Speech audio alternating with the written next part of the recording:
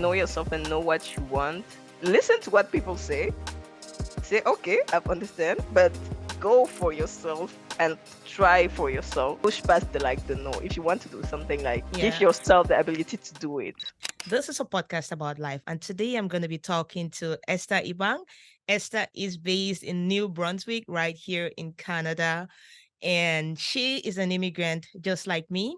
And today we're going to be sharing partly an immigrant story and a lot of other things that we just want to get to our audience to hear. So thank you for joining us today, Esther, and welcome to the podcast. Thanks, Ida. Thanks so much for the invitation again. And yeah, let's do it. Awesome, awesome. So I want you to tell us a little bit more about you because I did very, very basic of an introduction there. Who's Esther? Yeah, definitely. Oh, was Esther. Esther Iban, and from Cameroon, like Ida, for people who know her.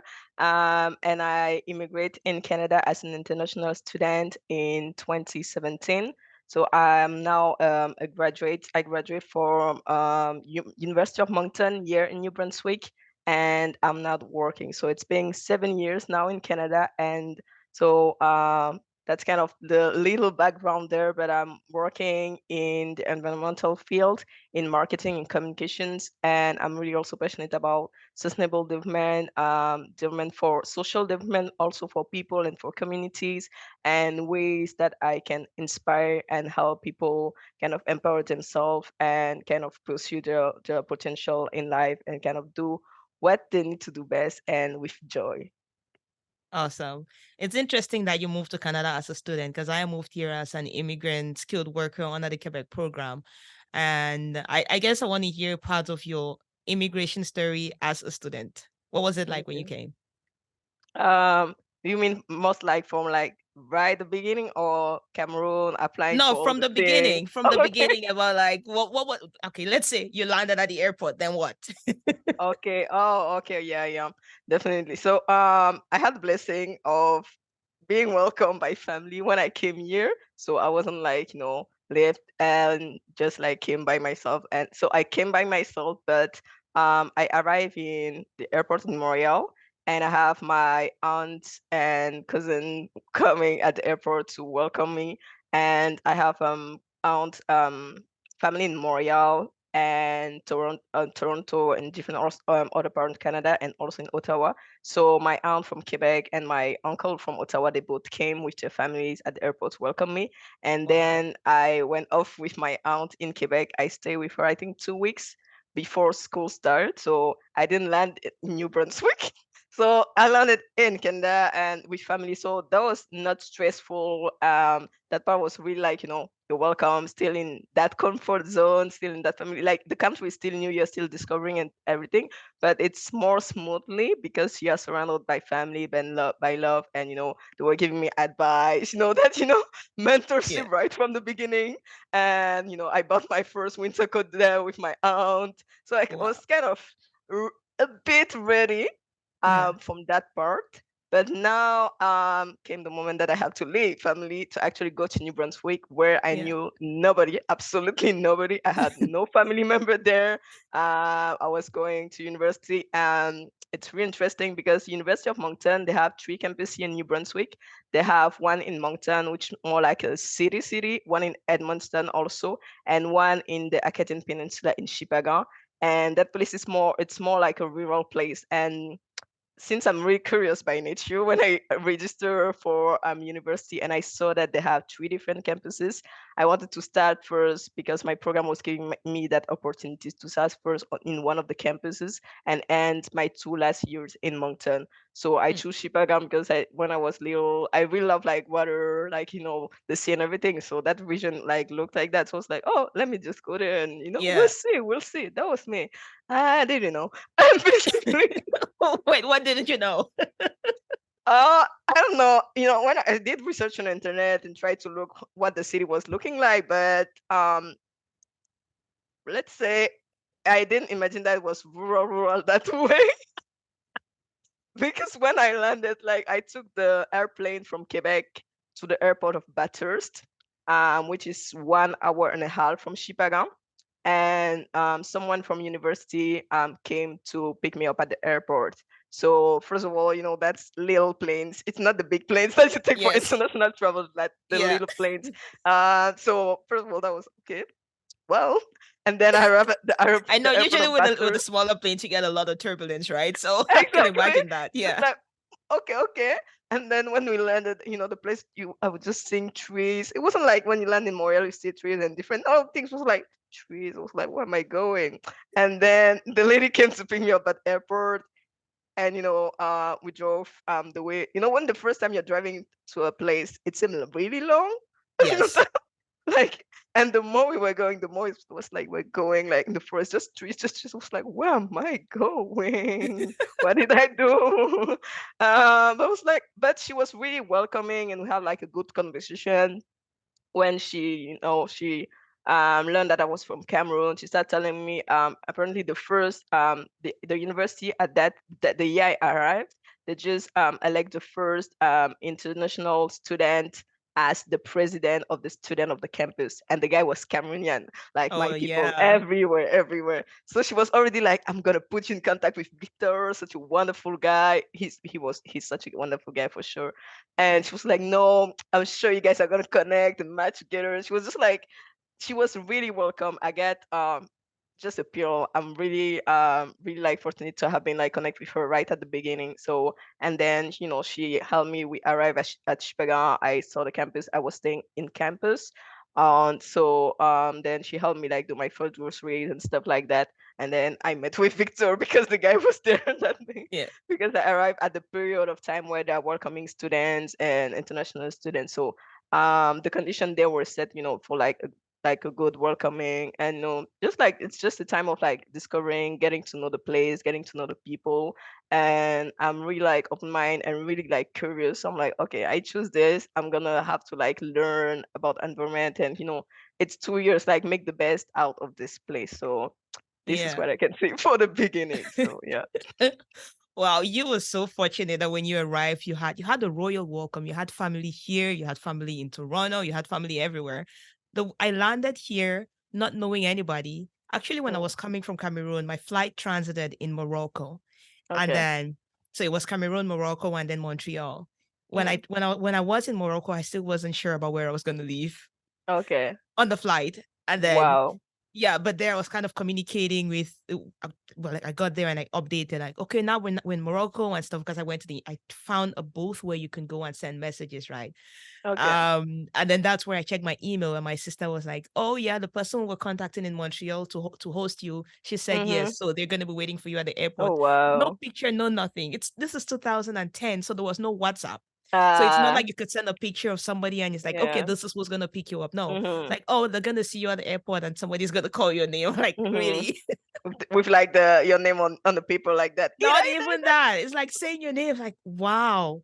Ida. But Okay. anyway, fast forward. You just think about the advancements that have happened right now, the ease with Mm. which you can just, okay, you know exactly who is picking you up, like you Yeah. could The communicate WhatsApp and time. everything. It's just that. Okay, now to your story. So when you were in this rural area, Mm-hmm. did you stay there as long as you had planned to, or you were looking for your way to just get out to the next campus? No, I stayed there. Like, as I said, I'm really curious, and Mhm. I'm really like, I would like to learn and discover places. So I knew it was 2 years. Like, when you arrive, yes, it's most like a shock. I have this joke that I usually say that it's Shipaga is smaller than my village, and my Well, village I come. That was my joke when people were like, even my family member, they were like, so what is it looking like? Because most of my family that are in Canada, they have like they knew New Brunswick from like far away. They have yeah, been in Canada for like many years, but never been here. Like it was yeah, like, where are you even going? So it's not like I had someone even live in Canada give me a reference of that place. No, I yeah, discovered that for them, and I was the one being like, okay, this place looked like this and like this and like this. So that was the really interesting part. But no, I really love the place. It's still a place where I go during vacation because during the summer it's really like a touristic area and everything. So but in winter, oh my god, the cold because it's near water. So yeah, oof. For that's the bad part. The cold, the yeah. winter there. But since I was living right in off campus, just like it was just a matter of like running, and the campus there is really small. It's the smallest campus of Moncton. So that was the good part. But no, I wasn't like looking for going Way out as soon out. as I Yeah. can, because first of all, it was that place, living in that place during my first years, like has really helped me like learn a lot of things, because you didn't have like malls, you just like have grocery shop, a few small places where you can buy clothes. So you can save your money first of all, and Hmm. there are not many like distractions and stuff like that. We were really like also close as international students, because we weren't many on that campuses. So, and we were all living in the same residence or nearby. So we were, Okay. they had like that community was really helpful also. So you didn't feel alone. Like I didn't feel alone there. Yeah. So I would say being in a smaller place, it's like that. Those are the benefits. You have the community. You have that possibility of saving your money, because there's not too much distraction. And I forgot to mention that I came here. I was 17, so I was really really young. So Wow. I Yeah. think it was really good for me at that time to come like start somewhere that's small before going like in a bigger Yeah. city. I come in Cameroon. I come from a big city, but Yeah. it was the first time I was going out of home, gonna live without parents, without family, living by myself, and that grown up phase. So I think coming to that small place for my two first years as an international student was really benefiting that way. I've grown so much, because you know how like to Yeah. live in community that you Yeah. didn't grow up with that community. There Yeah. are challenges, there are problems, but you need to manage with that. So, Yeah. and yeah, I've grown up like so much during just those 2 years. So yeah, definitely no, I wasn't looking for like a way For out. out. Yeah. Yeah, I enjoy the process. I enjoyed learning, and it has also allowed me to be like really focused on my studies, because you don't have like distraction. So what Yeah. else do you need to do? You have to study, friend. You have to Stay study. That's stay that's focused. pretty amazing, right? And it's good that you were able to look at this like, okay, this is your initial shock, but you found the positives that came out of that, Mm, right? yeah. You were able to then, because you talked to me before, not in this call, but you talked to me before about networking. So I think how Mm. instrumental was that in now making you who you are right now in terms of your ability to network, your ability to connect with people so easily? How instrumental was all of that for you? Um, I think so. I've always been really like open and like social, like growing. I think that's like from the way I was, raised up and stuff like that. But that experience was really beneficial. As I mentioned, when I arrived there, the first ever international student, black student, to be elected as the president President. of the campus, the student association, was a Cameroonian and was a black person, and so right when I arrived, I have that role model in front of me. And the guy, Victor, was really amazing. Like, that social person, always welcoming. It was like a big Yes. brother. And he was in his last years, I think. So he was giving like a lot of like help with my studies, with like, even like he was always encouraging me, if you want to do this, you can teach this person and this person. And also the people working in the university, since it's like this campus is small, people will get to know you like really fast. Your Yeah. teachers, the people working the administration there. And I'm also a good student, so teachers get people Yes. easily. So that was easy to make the connection. And I'm really, for my studies, when I don't understand something, you're gonna see me. If you're my teacher, you're gonna see me until I understand the thing. So that's how I also like make like good connection with my teachers. And also, as I say, I really want to learn. So there were different opportunity like to volunteer in stuff in the city or at university, and also like in the study as a student. So we had the student sorry, the association for the student, and there was a board. And I think on my second year I applied for being on the board, the student board. So, and I was in. Yeah. So, and there was also the international student week, no, the international week that happened annually. Yeah. and they set up every year a committee of international students and people other from also from the university to help and kind of prep that event. So I got in right from my first year. They were like, "Oh, this is happening." I was like, "Yeah, sure, we can do it. Why Yeah. not? It's fun. I have to share my culture and help." And the during the week, every country represent that want to like participate. They're gonna prepare their food in the cafeteria of the university. So we go there and we help, and we talk with the cook and we shared our recipe and stuff like that. So that one was like really fun, was engaging, and I Yeah. love do that. And naturally by doing those type of thing, I didn't realize at the time it's for real. It's later after that I realized, oh, those things have helped me naturally, like set up like a network, get to know people, just by I'm gonna say by being me in a Yeah. certain way, I kind of naturally made those connections.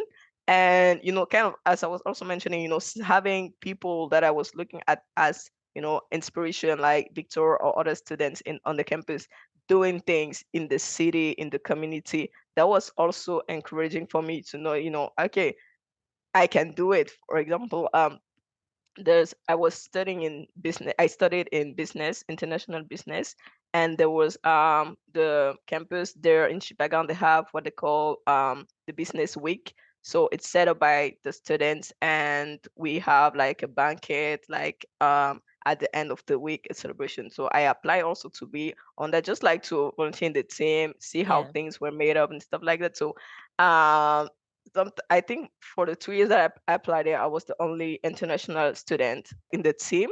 Yeah. And I know 1 year, I think it was the first, I don't remember if it was the first year or the second one. I think it was the first year that I applied and I was on that committee. We had to go to the business event that the student in the campus in Moncton were doing. And one of the girls that I know on the campus, she was also an international student, she was like, no, don't apply there because no, I don't know which year she applied, but then apparently she got backup when they had to go to Moncton because apparently they didn't want, like, I don't know what happened there, but they didn't want to pay her travel, but they paid the travel for like Canadian students. And she was trying to discourage me, this happened to me, so don't do it. But I was like, Yeah. this happened to you, but I don't know exactly like what happened there, and I'm really sorry for you, but I'm gonna apply anyway, and we'll see because it's not because it happened to you that it's gonna happen to me. And I find Exactly. sometime as international student, we try. It's not bad because we try to get advice from people that were there before. But Yeah. as soon as they say, this happened to me, so don't do it. People get blocked and they're like, okay, it's good. My big brother, or, someone I know say this, so it's done. But no, I was like, I want to do it. I'm going to do it. We'll see what happens. And I went to Moncton and they paid everything. And I was like, see, simple Wow. life. So Okay. yeah, things like So that. a couple of things I want to ask to that. So you're very right in the fact that the people who have been here before are the ones that give that guidance to tell you what it Mm, is to do. You had people like Victor who were guiding you. You've mentioned Victor like 5 times. So I think you guys are still friends, eh? yeah, we still talk, not a lot, but we're still like in contact. Yeah. Yeah. So you have people like that who become the positive role models for you, but we Mm, also have advice which is spread among the community just from ignorance, like the other one that was being spread to you. So how mm-hmm, were you able to tell the difference between what is good mentorship versus what is bad advice for you? mm-hmm. And what advice would you have for somebody who maybe is in that kind of situation and doesn't know what or how to differentiate that? I think first of all, I will say know what you want. Like know yourself and know what you want. Because like as I mentioned, I wanted to do that. So I'm like, I'm going to do that. It's like I'm gonna ask, and unless someone told me no, and if they say no, I'm gonna ask why they no. Yes. So like that's the first thing. Listen to what people say, okay, I understand, but go for yourself and try for yourself, because maybe there was a certain situation at that period of time for that person, and it's sorry, bad things Yeah. happen, but that doesn't mean things haven't changed, or for you, it's not going to be different. So that's the first thing I would say. And then um I'm also going to encourage people like to kind of look for what others are doing, when you see people that are doing great things, reach out, ask like, what they're doing, how they have done this, how come, they like, how come, Victor was like the first one, they were international student before, but how come was he different? And, Yes. stuff like that. So being intentional in that way to kind of learn like, oh, okay, you have done that, like, but how come, what makes you do it and stuff like that. So I'd say like being curious, Yeah. definitely, and just, yeah, push past the like the no. If you want to do something, like, give you like the, give Yeah. yourself the ability to do it. Yeah. That's beautiful. It reminds me of somebody I'd interviewed on this same podcast before. And she came into Canada from the USA. And at the Mm-hmm. time when she came here, she was a single mom, of course. But at the time when she came here, she didn't know of any people who had bought houses. Mm-hmm. Immigrants or Cameroonian immigrants who were here who had bought houses. Maybe there existed, but like there were not that many. Mm-hmm. And she knew she wanted a house because she likes her house to look nice. Yeah. And when she was looking at all the rentals, it didn't look nice at all. So she's like, okay, what can I do to get into that house? I said, no, Mm-hmm. you can't get there because to be there, you have to buy. It's like, okay, how much is it? Well, you don't have that kind of money. She's like, no, I want to know. And so Mm-hmm. she ended up being one of the very first few people within the community who actually went ahead and bought a house in a completely I live somewhere around that area right now, but at the Mm-hmm. time she was one of the only Cameroonians who had bought a house in that area just because Wow. she actually knew what she wanted. She Mm-hmm. went ahead to find out from the bank, okay, they say you're gonna need a mortgage, okay, what is that? Or you need a credit score, okay, what is that? But because she knew what she wanted and she was curious to say people live there, it means I Mm-hmm. can also live there. It means I just Exactly. need to know something that I Mm-hmm. don't currently know, and I'm gonna go ahead and find that information. As Mm-hmm. immigrants, you need that, like you mentioned, you need to know what it is you want. You need to know, and this is it's not only in this kind of examples, but just generally, you need to know what you Mm-hmm. want and then go and find it. And somebody might say no, but so long as you know there's a possibility, right? You have to keep looking for it, Exactly. keep knocking until the door opens. This one is shut. Okay, that's not the right door, but keep knocking. It's Mm-hmm. gonna open. Mm, Right. Okay, yeah. I want to dive into what you do currently. So what is it that you currently do? Okay. Currently I work as communication and event coordinator for a nonprofit in the environmental sector. So basically what does that mean? I kind of manage and oversee like the communications internally and externally, social media, newsletter, like really happy to like share my creativity there because it's really something I'm passionate about, and also work in the field that I've wanted to work on when I was little. That's in sustainability.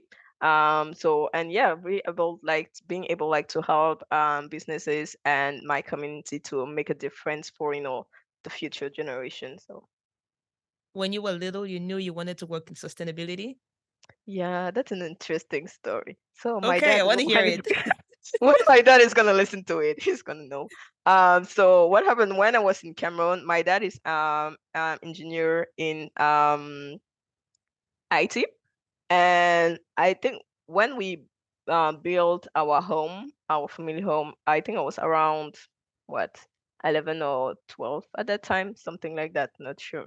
And then he bought a solar panel. It wasn't like a big one, but that with that panel we were able to have light in parts of the house. So at that Mhm. time, I was really curious because, sadly, in Africa, with all the resources and potential that we have, there's still like a lack of electricity. Sometimes, we have power outage and stuff like that. And as a kid, it really like enlightened something in me. And I remember that moment when I asked my dad, I was like, wow, why don't everyone just have solar panels? If it's that easy, we get electricity, we have the Yes. sun, we have solar panel. The problem is done. That was me being a kid. And I was like, from that moment, I was like, I'm gonna work like in sustainability. I'm gonna like help this. People need to have solar panels. So that was Wow. me. So, and it just like stayed, in the back. And the more I grew up, and I was like, now kind of looking at what it actually means. And before coming to Canada, I think when I was in what's great before graduating from high school, I wanted to be Mhm. engineer in sustainability. But I didn't like physics, and to be an engineer, you really have to physics. It's not me. Now I Me too. I realize, didn't like yeah, physics. exactly. Now I realize I'm too creative for her being an engineer. So that's just me. Not that for certain thing in engineering you need creativity, but for me it's too, so In a no. box. Exactly. So no, it didn't have work. But when I applied to Moncton and then I saw the program, I was like, I know I want to go in sustainability, but maybe I'm going to start international management and after go and do like a master degree more specialized in sustainability. So, but I was intentionally looking for, kind of looking in that field, even though I'm not an engineer. And, when you come actually, to Canada and, you start to learn that there are many other jobs that you can do in a certain field. So those are things that I learned by being like coming here. So yeah. Okay. All right, cool. I want to get into one other interesting aspect, which is financial mistakes. Okay. We all know as immigrants, that's a cute laugh right there.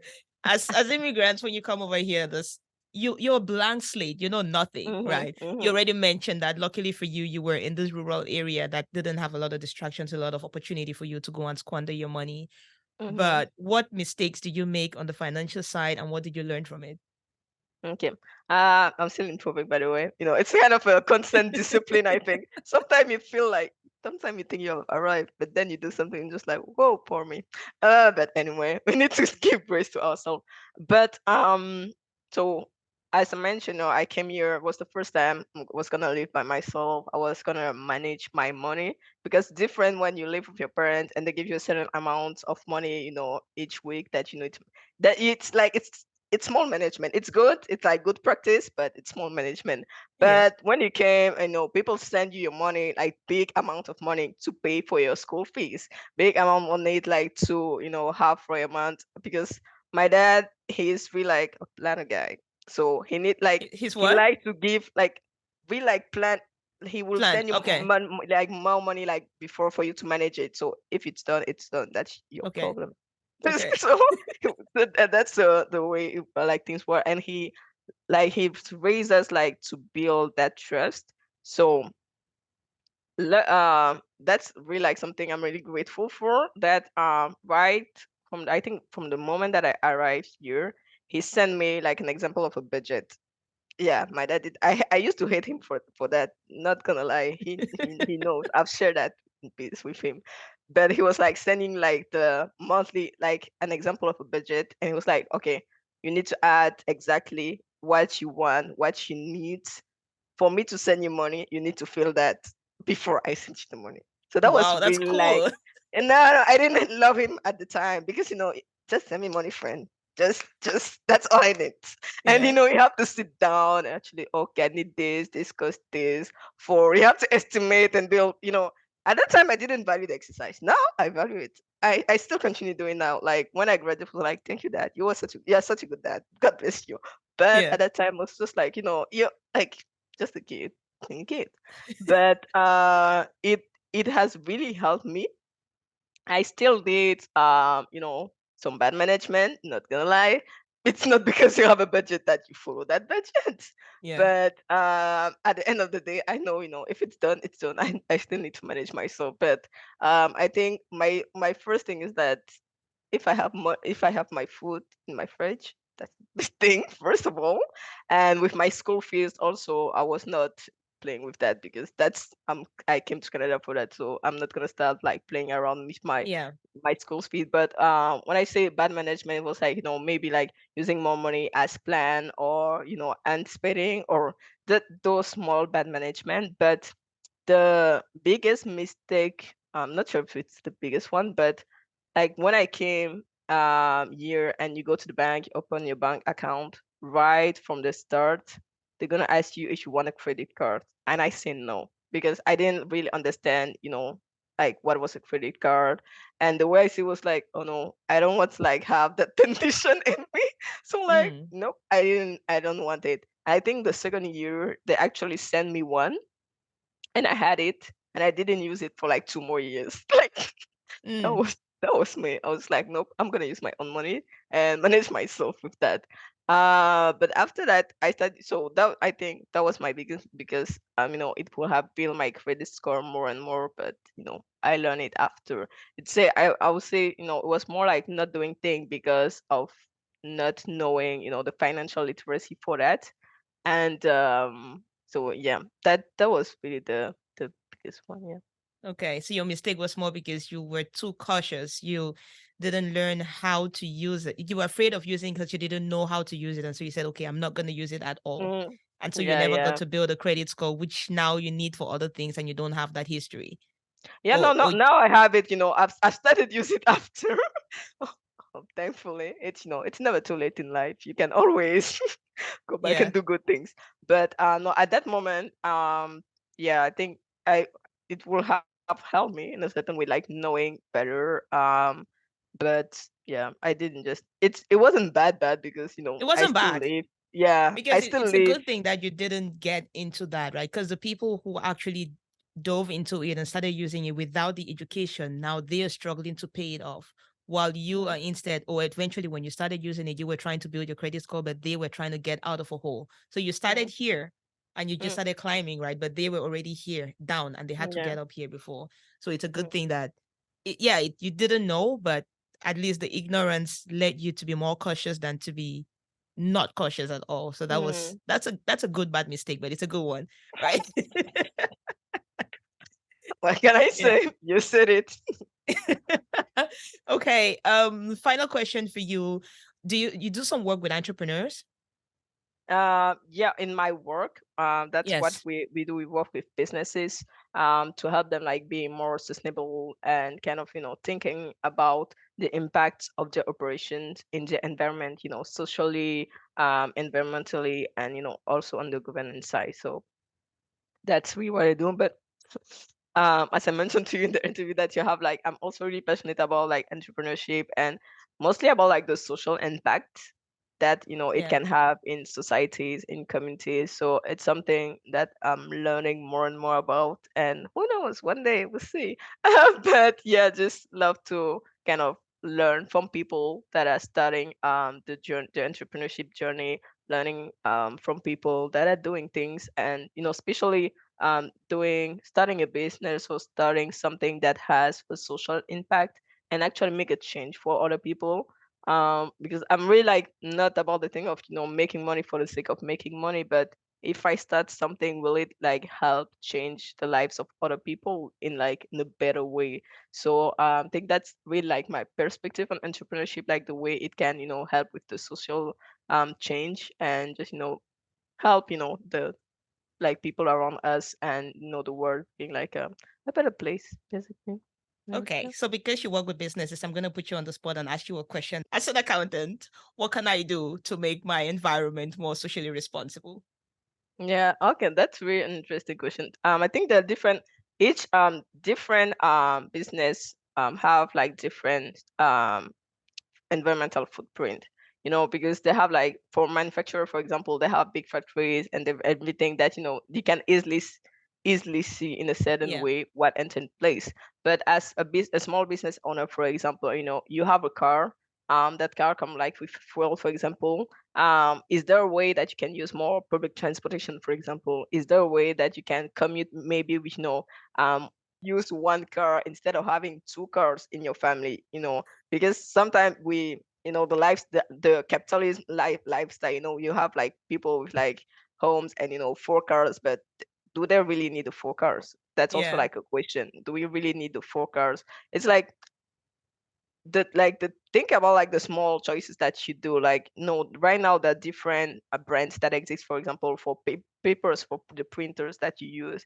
There are people that are more from social conscious brands, for example, that they use paper from like material that are forests that are reforest and stuff like that. So it's like kind of being intentional about looking at the brands that are doing good instead of just buying a thing because I need to buy that thing, and kind of Yeah. look like, okay, even like the people that I'm working with.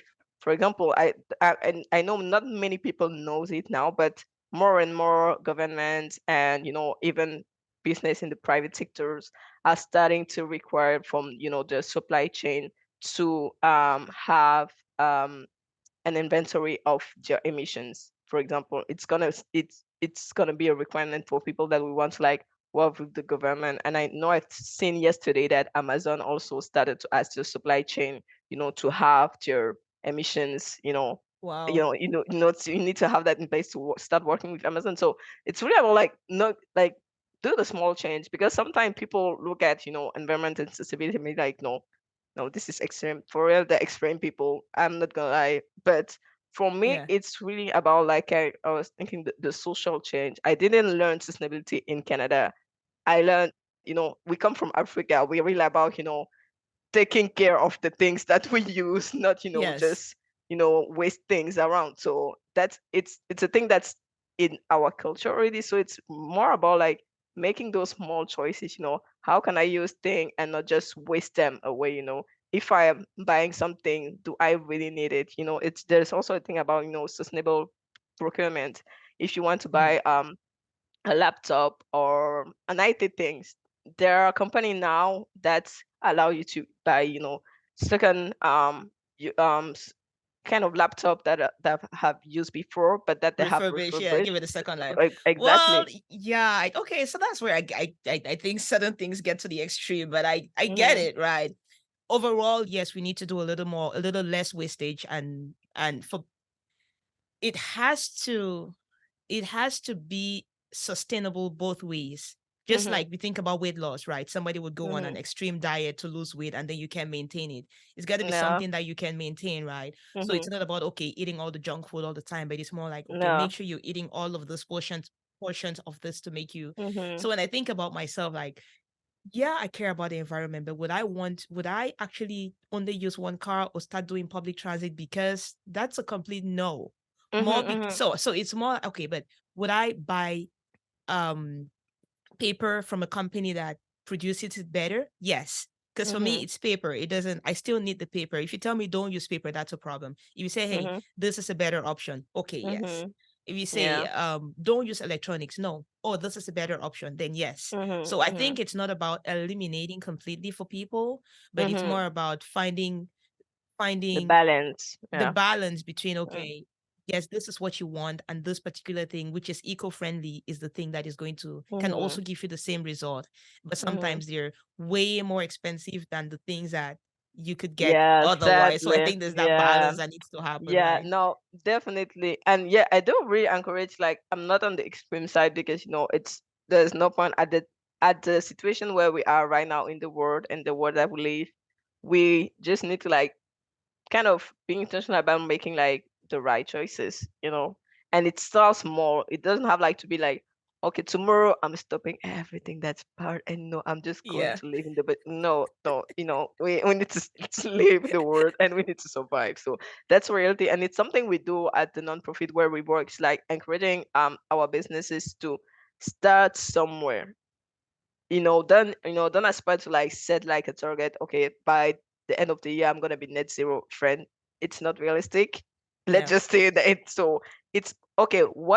It's more about like measuring now where you are and what you can do now with the things that you have in your hands, like the resources that you have.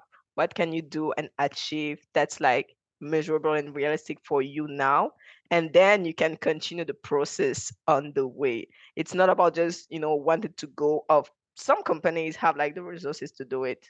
Good for them. But the reality is that the Canadian environment is more about small businesses, and the small businesses day to day. Sometimes they don't have like the people, the resources, just the people to do that work, and also the financial resource, as you mentioned, because sometimes you want to make the right shot. But sadly, for many products today, when you want to buy, stuff that are really like eco-friendly, they're more expensive than the one that are not. So that's also like the reality that we need, to think about for people, and not just for, you're bad people because you don't buy this. Nope, they're not the bad people. They just need to survive. It's Yeah. life. So it's just about like looking for what you can do. And if in just in your workplace, for example, you work in a certain way, like to reuse some materials that you have, on like instead of like putting them into waste, you Yeah. recycle the thing that you use, like those small things. It doesn't have like to be big thing, but for Yeah. me it's about like, it's actually like the small choices that produce like the big ones. Because if Yeah, each of us, we were reducing our waste and stuff like that, the world would be a better place. absolutely right on that. I worked at two separate companies, and I'm going to contrast them. There's one Mm, company that I worked at that, so for example, they would always make sure they're printing recto verso. They don't print on one mm, side. It yeah. must be two-sided. Mm, And if you did print two-sided, or if you did print something and it's one-sided and there's space on the other piece, the other side of the paper, it's like there's a pile for quote unquote recycling or scrap paper, mm, that if you needed to then take some random notes, you go take those papers that have been printed on one side, mm, and then you write on it. So there's those little things that exactly. certain companies do. And then it's like, okay, instead of sending out paper invoices, can you email the invoices? So there's just some of those little things that Mm, can be changed. So there was one company that I worked at that does that. And then I went to work at another company, and everybody prints every single thing, and mm, including emails, and it's not recto verso, it's one-sided. So I mm, totally get that contrasting. That's like, okay, some people really really exaggerate their carbon mm, footprints, if that's the right word to use. There's some people really mm, exaggerate that, and other people are actually on the other extreme where they're really really sustainable. So it's about finding that balance, right, like you mm, said. So yeah, I yeah. appreciate that. So final thing, is there anything that I haven't asked you that you would like to share with the audience today? Yeah, just maybe like encouraging someone, like, because we are all immigrants here, and we're sharing about, and I also think, yeah, your audience is about that. So it's just like really want to encourage immigrant, whether you're international student or you just arrived, to kind of be curious. That's, I think that would be my best advice. Just for people like to being curious, and not like just being because there's a no, or because people that you are in your community or in your network have experienced like a no or rejection. For people, that means that you will experience that. But take a step for yourself, and kind of go out from your comfort zone, sorry, Yeah. and reach out to people. That's how I knew Ida, for example. For Yes. example, I learned about her podcast. I like it. I was like, this is me, on her LinkedIn. But it's funny, but now we're doing a podcast, so Yeah. it's funny. You never know, for example. So just like, don't be afraid to like reach out to people, because people are actually nice and actually want to also make connection and to give and share their knowledge. That's what I've learned here. So and yeah, just also like look for ways to volunteer in your community. And you know if we're here, we just better start, make things better for the community that we are in. Even if we're not gonna stay here for the rest of our life, but the time that I'm here, I want to help like the people, the environment where I am, to like be something that's better. So Yeah. yeah, that those are my final words. Awesome. You make a very good point, making sure that you're not just staying in your comfort zone. And even if people have rejected you for something, well, it's just a no. What does it do to you? So it doesn't hurt to try. Go and try. The more no's you get, the closer you're getting to a yes. So keep Mm-hmm. asking. You're gonna get more no's, but it's just one more no. Oh, you think about it as, now I'm one no closer to a yes. So just put that in Yeah, your I like pocket and that. keep going. Put it in your Mm, pocket and keep going. Because if not, then you stay stuck in your comfort zone, right? exactly. Perfect. So I know you have a podcast, so please share with the audience Oh yeah, I what your forgot. podcast is about, where they can find you, and how they can support you or the business you do as well. Oh yeah, no, thanks to that. I completely forgot that we were talking about other stuff. And yeah, so yeah, with two of my friends here in New Brunswick, we started a podcast called Qu'est-ce qu'on mange à midi. So you can translate it as what do we eat at lunch, and it's really a podcast about kind of raising the awareness about the choices that we do in our lives, especially as when we come in a new country, or in a new we start like in a new environment. And also one other goal of the podcast is also putting the light on immigrants that are here in New Brunswick, because in New Brunswick is really like starting to get more and more open to immigration. So there are a lot of there start to be like a lot more of immigration and immigrants coming here. And sadly, when we were talking with my friends, sharing our experience about us international student and now in the workplace, we saw that there's like really a gap between the people that have been here before and the people that are coming. And also now that the province is growing, there are many opportunities and stuff that are happening, but there's like a lot of information since New Brunswick is English and French. So if you're not really looking for what you're looking for, you won't find it. And if you're not in a Mhm. certain network, you won't find it. So you're like, okay, how can we help people, kind of being aware of things that are happening, being aware of, the importance, for example, as when you come as an international student, to know that, networking is important. You need to think about this certain choice, you need to think about this certain choice, and avoid, people like to make like the bad experience, to go through the bad experiences, that we've been, for example, if I can help someone, understand that they need a credit card, and to build this credit score, and not just hide it in your, your pocket. It's good.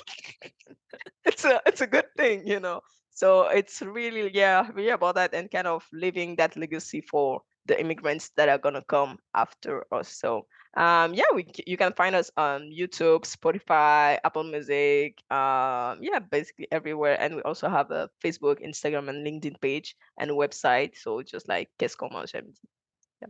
And the URL for that, it's QQ. What's the podcast link? I think it's QQOM podcast. QOMM podcast. Yeah, All right. QOMM Awesome. podcast. Yeah. QOMM podcast. I'm going to include the link in the description below.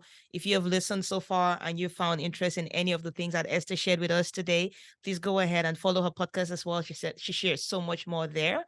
And today we have been talking about her immigration story and everything in between. So hope hope you had some fun listening to this podcast today. Hope you learned something from it.